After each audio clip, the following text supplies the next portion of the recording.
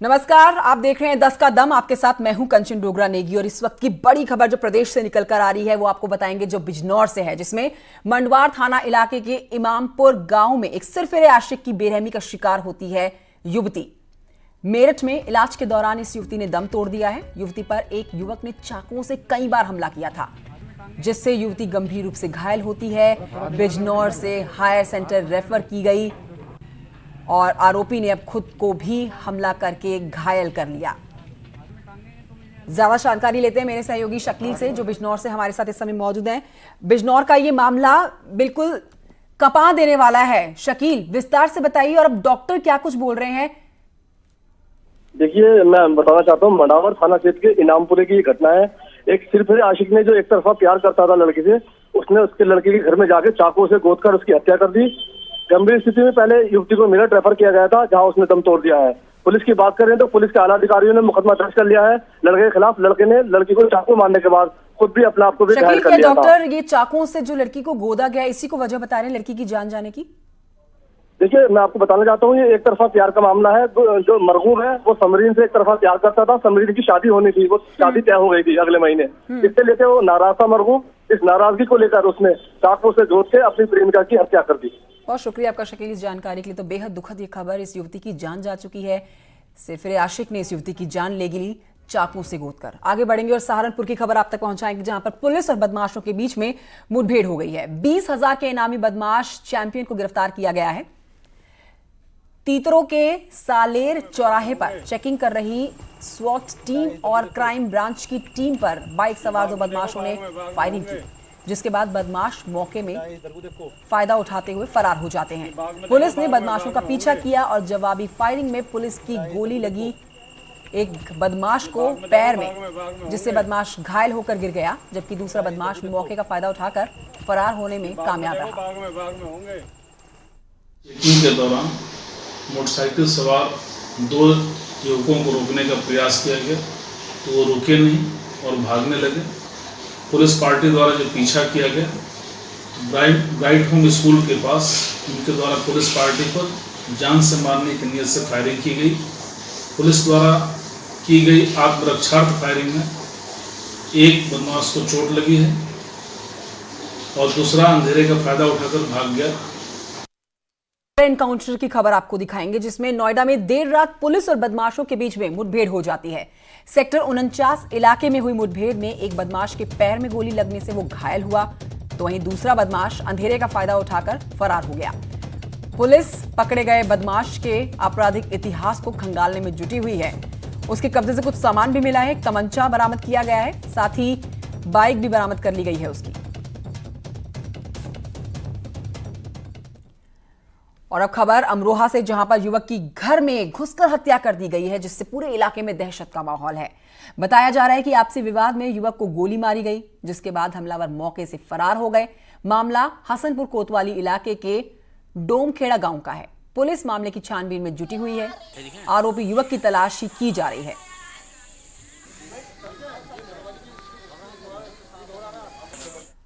बढ़ते हैं आगे, बरेली की बात करते हैं, जिसमें बरेली में रंजिश के चलते 7 साल के बच्चे की बेरहमी से हत्या कर दी गई है। बच्चे का शव तालाब में मिला। पोस्टमार्टम रिपोर्ट में मौत की वजह चोट बताई गई है।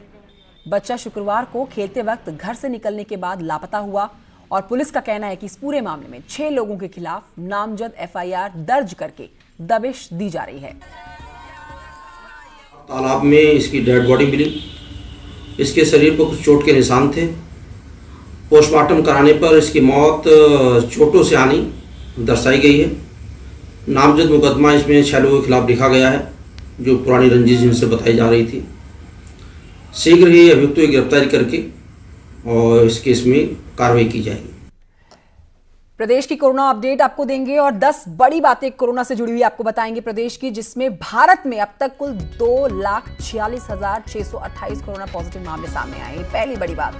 दूसरी बड़ी बात, भारत में कोरोना से अब तक 6,929 लोग अपनी जान गंवा चुके हैं। 24 घंटे में 9,971 नए कोरोना के पॉजिटिव केस आए हैं। तेजी से नंबर बढ़ रहे हैं। 24 घंटे में कोरोना से 287 मरीजों की मौत हो चुकी है। यूपी में 10,103 कोरोना पॉजिटिव मामले हो गए हैं। उत्तराखंड की बात करें तो यहां पर 1305 हो जाते हैं कोरोना पॉजिटिव मामले। महाराष्ट्र में 82,968 कोरोना केस है और दिल्ली की बात की जाए तो तेजी से यहां पर बढ़ रहा है आंकड़ा, 27,000 को पार कर चुका है, जिसमें 761 लोगों की जान जा चुकी है। दुनिया भर की अगर बात करें तो पूरी दुनिया में 66 लाख से ऊपर हो गया है कोरोना संक्रमित लोगों का आंकड़ा और दुनिया भर में 3 लाख से ऊपर लोगों की जान भी जा चुकी है। तो ये 10 बड़ी बातें कोरोना अपडेट के साथ।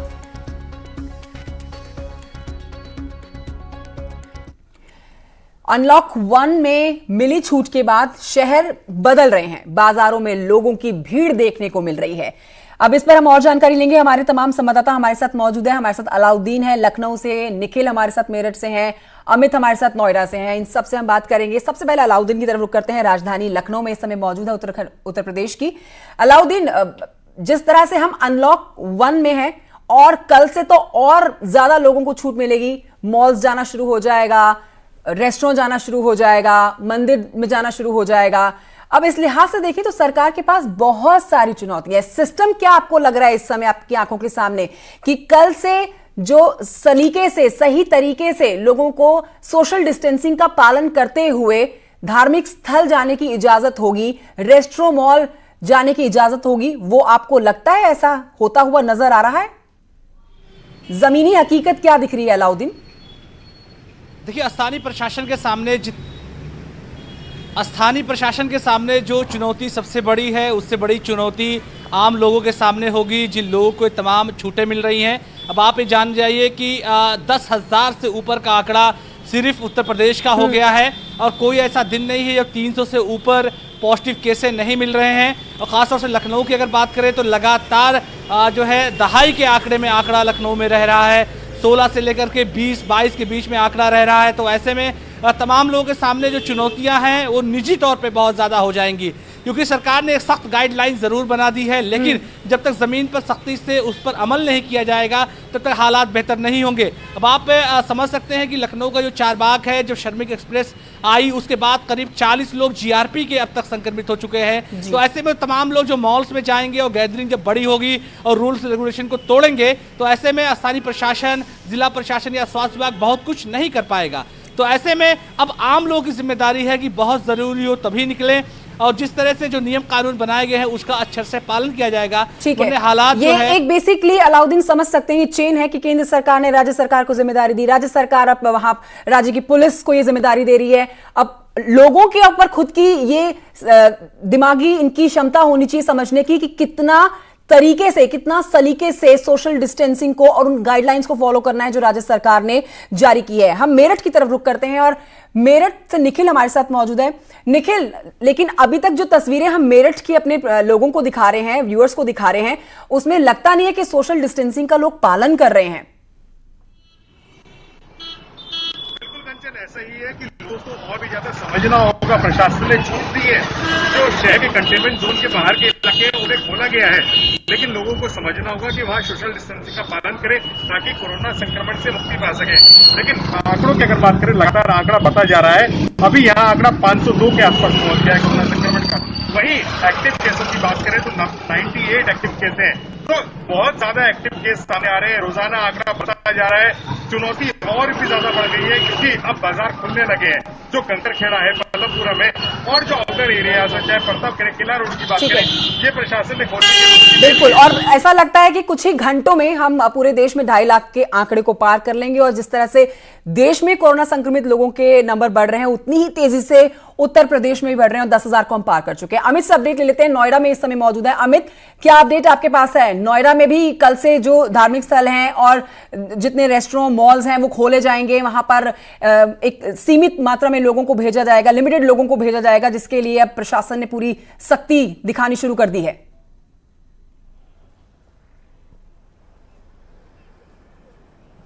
देखिए कंचन, आपको बता दूं, गौतम बुद्ध नगर में कल से पूरी तरह से जो मॉल हैं वो फंक्शनल हो जाएंगे।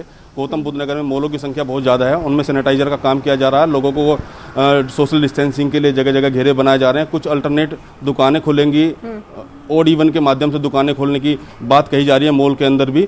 लेकिन सबसे बड़ी बात यह कि जिस तरह से गौतम बुद्ध नगर में कोरोना पेशेंटों के आंकड़े लगातार बढ़ते जा रहे हैं, तो जिला प्रशासन के माथे पे शिकन है। चूंकि गौतम बुद्ध नगर में कल भी 21 केस आए थे, लगातार गौतम बुद्ध नगर में कोरोना पेशेंटों की पुष्टि हो रही है। कुल मिला के अब तक गौतम बुद्ध नगर में 591 कोरोना पेशेंटों की पुष्टि हो चुकी है। वहीं अगर एक्टिव केस की बात करें तो गौतम बुद्ध नगर में अब तक 291 ऐसे केस हैं जो अभी एक्टिव हैं, जिनका अलग अलग अस्पताल में उपचार चल रहा है। वहीं अगर बात करें मौत की, तो गौतम बुद्ध नगर में अब तक कोरोना के चलते 8 मौत भी हो चुकी है। लगातार जो संख्या कोरोना पेशेंटों की बढ़ रही है, उसके चलते अस्पतालों में भी भीड़ बढ़ गई। जो कोविड-19 के अस्पताल बढ़ाए गए थे, उनमें जो बेड थे, बेडों की संख्या पूरी हो गई है, जिसके चलते जिला प्रशासन ने निजी यूनिवर्सिटी। बिल्कुल अमित, और बीते कुछ दिन पहले तो हम खबर भी दिखा रहे थे कि कितनी तेजी से आंकड़ा बढ़ रहा है, उतनी तेजी से हम रिकवर भी कर रहे हैं।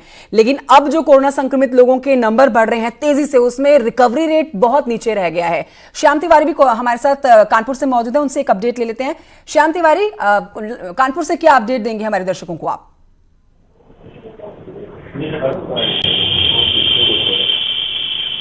देखिए, कानपुर की अगर बात की जाए तो लगातार कोरोना के नए केस सामने आ रहे हैं। नए केस सामने आने के साथ साथ नए कंटेनमेंट जोन उभर करके सामने आ रहे हैं, यानी वो इलाके जहां पर अब नए मामले मिल रहे हैं।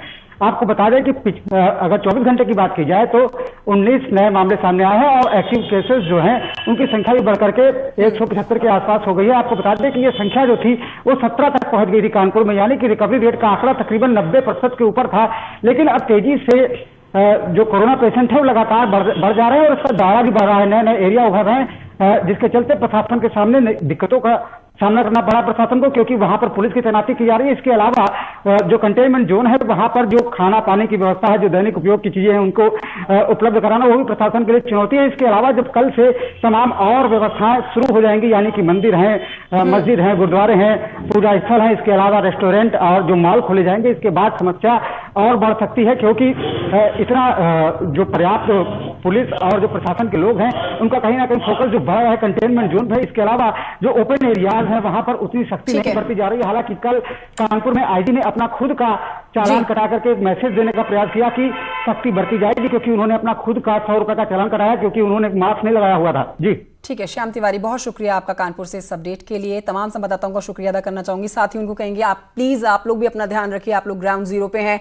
हर खबर पहुंचाने के लिए आप भी इस समय वहां उत्तर प्रदेश के चप्पे चप्पे पर फैले हुए हैं।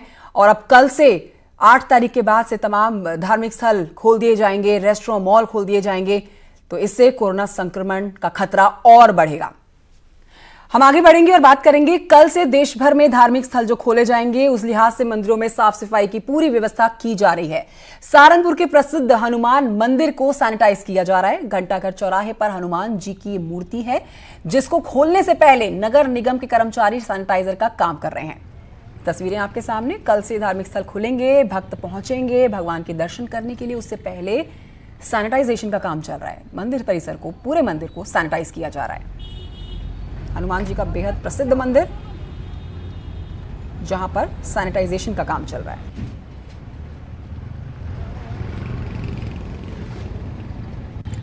इस बीच आपको बताएं कि भारत चीन आर्मी कमांडर की बैठक पर गृह मंत्रालय का बयान आया है। गृह मंत्रालय ने कहा है कि सौहार्दपूर्ण और सकारात्मक माहौल में बैठक हुई है। भारत चीन राजनयिक मिलिट्री स्तर पर बातचीत जारी रखेंगे। सीमा पर शांति सुनिश्चित करने के लिए बातचीत जारी रहेगी। ज्यादा जानकारी लेते हैं, शैलेंद्र बांगू एडिटर हैं नेशनल के, हमारे साथ जुड़ गए फोन लाइन पर। और शैलेंद्र, भारत चीन आर्मी कमांडर की बैठक में गृह मंत्रालय का जो बयान आया है, एक बार आप विस्तार से बताइए क्या क्या बातें गृह मंत्रालय की तरफ से कही गई हैं। बिल्कुल कंचन, आपको बता दें कि कल ही दोनों देशों के बीच में कोर कमांडर लेवल पर बातचीत हुई थी। करीब 5 घंटे बातचीत चली थी, लेकिन कल इस पर कोई बयान नहीं आया था। लेकिन अब भारतीय विदेश मंत्रालय की तरफ से इस पे एक डिटेल्ड स्टेटमेंट आया है, जिसमें कहा गया है कि जो कल बैठक हुई थी वो सौहार्दपूर्ण और सकारात्मक माहौल में हुई थी, यानी कि अच्छी बातचीत रही है दोनों देशों के बीच में। और वहीं दोनों देश इस बात पर सहमत हुए हैं कि इस मसले को लेकर, गतिरोध हल करने को लेकर राजनयिक और मिलिट्री स्तर पर बातचीत दोनों देशों के बीच में जारी रखी जाएगी। और वहीं शांतिपूर्ण तरीके से, यानी पीसफुली, इस मसले को हल करने के लिए दोनों देश सहमत हो चुके हैं और जल्द हल करने के लिए भी सहमत हो चुके हैं। और वहीं सीमा पर शांति सुनिश्चित करने के लिए बातचीत आगे भी जारी रखी जाएगी। यानी कुल मिला के ये कहा जा सकता है कि एक पॉजिटिव माहौल बना है, एक सकारात्मक माहौल बना है। दोनों देश इस बात पर सहमत हैं कि जल्द इसका हल निकले और शांतिपूर्ण तो मतलब शैलेंद्र, विदेश मंत्रालय की तरफ से जो ये बयान जारी किया गया है, इससे मान के चले कि अब सीमा पर वो तनाव हमें नहीं दिखने वाला है? देखिए, अभी ये कहना थोड़ा मुश्किल होगा कि कब तक ये गतिरोध जारी रहेगा। हालांकि दोनों देश इस बात पर सहमत हो गए हैं कि जल्द इसका हल होना चाहिए और शांतिपूर्ण बातचीत से ही इसका हल होना चाहिए। ये एक सकारात्मक कदम है, लेकिन इसका हल कितनी जल्दी होता है ये देखने वाली बात होगी। और ये जरूर कहा गया इस स्टेटमेंट में कि आगे बातचीत जारी रहेगी। बहुत शुक्रिया आपका शैलेंद्र वांगू इस जानकारी के लिए। तो ये विदेश मंत्रालय की तरफ से बयान जारी किया गया है जिसमें भारत चीन आर्मी कमांडर की बैठक में ये बैठक बहुत अच्छी रही और इसी को लेकर विदेश मंत्रालय ने अब ये बयान जारी किया है। आगे बढ़ेंगे ब्रेक के बाद और आपको बताएंगे फर्जी शिक्षक मामले में एक नया मोड़ सामने आ गया है। पुलिस की सख्ती से पूछताछ में शिक्षिका ने अपना नाम प्रिया जाटव बताया। ये फर्रुखाबाद के गांव लखनपुर की रहने वाली है, कासगंज में। इस पर फर्जी टीचर की गिरफ्तारी भी हुई थी और कासगंज के फरीदपुर के कस्तूरबा गांधी स्कूल में इस शिक्षिका की तैनाती थी। शिक्षिका के मुताबिक मैनपुरी की एक युवक ने 1 लाख रुपए लेकर उसकी नौकरी लगवाई थी। आप जो है कितने दिन से नौकरी कर रही थी फर्जी शिक्षक बनकर? 1.5 साल। किसने नौकरी लगवाई थी और किसके डॉक्यूमेंट्स में नौकरी कर रही थी? राज नाम का था, मैनपुरी का, उसी ने लगवाया। किसके नाम से कर रही थी नौकरी? अनामिका शुक्ला। अच्छा। तो यहाँ जो है कितने रुपए लगे थे इसमें आपने लिए थे? उसने मुझसे लिए थे 1 लाख। 1 लाख रुपए लिए थे आपसे। तो अभी कहाँ है वो? पता नहीं। तो बड़े बड़े फर्जीवाड़े के मामले देखे, लेकिन ये अब तक का सबसे बड़ा फर्जीवाड़े का मामला।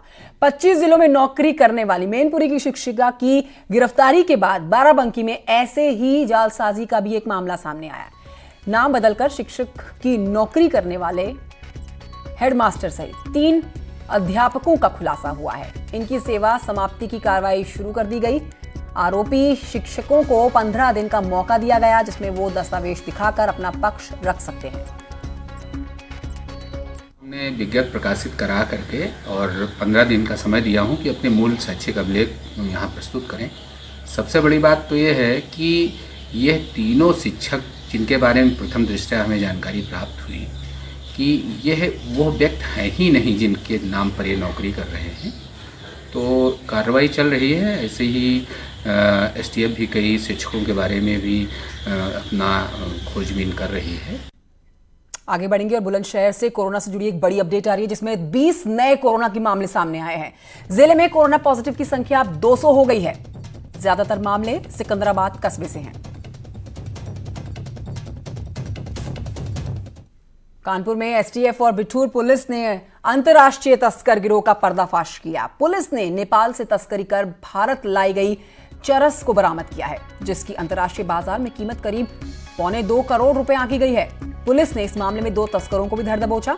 गिरोह के पास और सदस्यों के बारे में इनसे पूछताछ की जा रही है। और अब प्रयागराज से खबर, जहां प्रयागराज पुलिस को एक बड़ी कामयाबी हाथ लगी। सिविल लाइन थाना पुलिस ने चेकिंग के दौरान एक शख्स के पास से चोरी की प्राचीन मूर्ति बरामद की है। अष्ट धातु के लड्डू गोपाल की मूर्ति जिसकी कीमत बाजार में 50 लाख रुपए बताई जा रही है। 1 किलो 200 ग्राम का वजन इस मूर्ति का है। बड़ी ही दुर्लभ ये मूर्ति है। पुलिस ने इस मामले में अमित द्विवेदी नाम के एक शख्स को गिरफ्तार किया जो बांदा का रहने वाला है। साथ ही पुलिस ने चोरी की एक स्कूटी भी उससे बरामद की है। दारागंज इलाके से चोरी की गई थी स्कूटी। और इन्हीं खबरों के साथ 10 का दम में इतना ही। आप देखते रहिए News 18।